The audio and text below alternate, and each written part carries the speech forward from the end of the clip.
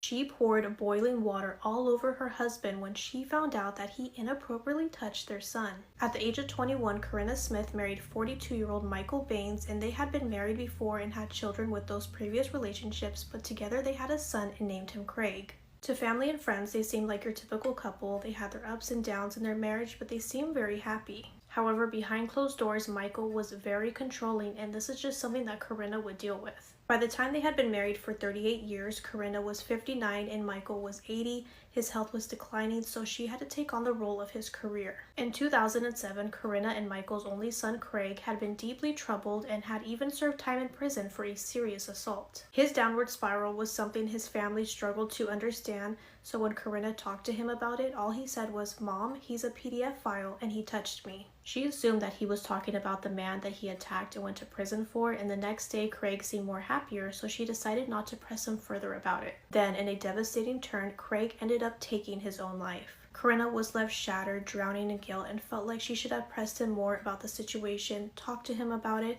and she felt like if she would have done that, she could have saved him in some way. The grief and guilt consumed her, following her like a shadow every single day. On July 13th of 2020, Corinna spent the day shopping with her daughter before returning to her daughter's home, and this is a daughter from a previous relationship. Once they got to her daughter's house, Corinna wasn't ready to leave yet. She wanted to spend more time with her daughter, so she called Michael to let him know that she was going to be home late, but he was not having it. He was unhappy, and it seemed like he was very impatient for her to come home. Corinna's daughter could sense the tension between her mother and her stepfather, and she told her mom to ask Michael what he had done, or she was going to tell her mother herself. Finally, her daughter broke down and told her mom that Michael had been essaying her and her brother Craig for years. She told her mother Corinna that it was so bad that she couldn't even tell her, and that's the reason why Craig ended his life. Corinna was in complete shock trying to process everything, but then she remembered what Craig had told her, and then she put two and two together. Her first instinct was to call police, but then her daughter told her to wait because she didn't want the family to become divided.